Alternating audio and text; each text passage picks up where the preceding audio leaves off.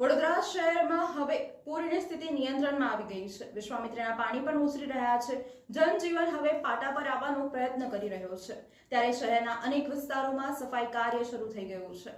રાજ્યના ગૃહમંત્રી અને વડોદરાના પ્રભારી હર્ષ સંઘવી રાત્રે 11:30 વાગ્યાની આસપાસ વડોદરા આવી પહોંચ્યા હતા અને ધારાસભ્યો, સાંસદ, કોર્પોરેટરો સાથે મીટિંગ યોજાઈ અને શહેરના અલગ અલગ 4 ઝોનમાં મધ્યરાત્રિએ હર્ષ સંઘવીએ સ્થળ નિરીક્ષણ કર્યું હતું। સફાઈ કામગીરી કેવી ચાલી રહી છે તેનું નિરીક્ષણ કર્યું અને હોદ્દેદારોએ ચકાસણી કરી અને કામ કેવું ચાલી રહ્યું છે તે જોયું। ત્યારે સ્થાનિક લોકોએ હર્ષ સંઘવીને રજૂઆત કરી કે કોર્પોરેટરો જ વિપત્તિના સમયમાં ફોન પર નતા ઉપાડતા અને કોઈ પણ કામગીરી કરવામાં નથી આવી। તેમજ અનેક વિસ્તારોમાં સફાઈ ન કરવાની રજૂઆત પણ હર્ષ સંઘવીને કરી હતી। લોકોમાં આક્રોશ જોવા મળ્યો હતો અને હર્ષ સંઘવી તેને ઠાડે પાડવાનો પ્રયત્ન કરતા નજરે પડ્યા હતા।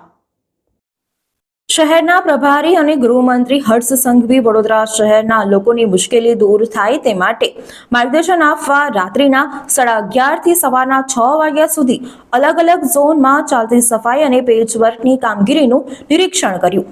તેમજ ઝોન લેવલે આયોજિત બેઠકમાં રાજ્યના દંડક બાળુ શુક્લ, શહેર અધ્યક્ષ ડોક્ટર વિજય શાહ, સાંસદ ડોક્ટર હેમાંગ જોશી, મેયર પિંકીબેન સોની તેમજ ધારાસભ્યો, સ્ટેન્ડિંગ કમિટીના ચેરમેન, કોર્પોરેટરો અને વોર્ડ પ્રમુખ, મહામંત્રી બેઠકમાં હાજર રહેશે।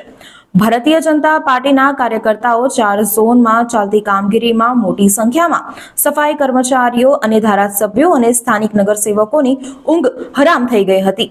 ત્યારે રાજ્યના ગૃહમંત્રી રાત્રિના 11:30 વાગે વડોદરા આવી 4 ઝોનમાં મુલાકાત લેશે અને સ્વચ્છતા અને રોડ કામગીરીનું નિરીક્ષણ કરશે।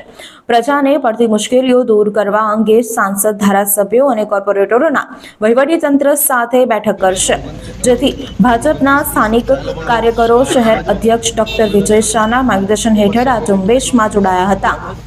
સર્વે તો કાલનો જ ચાલુ થઈ ગયો છે।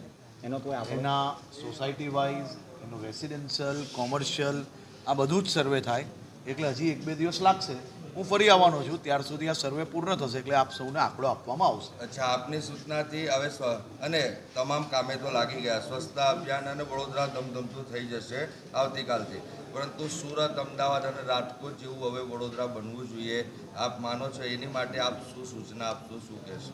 વડોદરા એ અવ્વલ જ છે અને વધુ અવ્વલ કઈ રીતે બને તે માટે સફાઈ માટે ટીમ, વધુ ટીમો, વધુ મશીનરી આ બધું લાગ્યું જ છે। આપ સૌ એના સાક્ષી છો। આજે હું વડોદરાની ગલી ગલીએ ફર્યો છું, તમે વડોદરાની ગલી ગલીએ ફર્યા છો। કદાચ કોઈ ગલી એવી નહીં હશે કે જ્યાં એક વ્યક્તિ કામ ના કરતું હોય।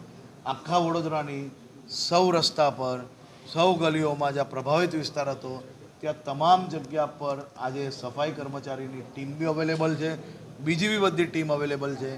આ મુશ્કેલ ઘડી આવી છે, મુશ્કેલીનો સામનો કર્યો છે બધા લોકોએ ભેગા થઈને।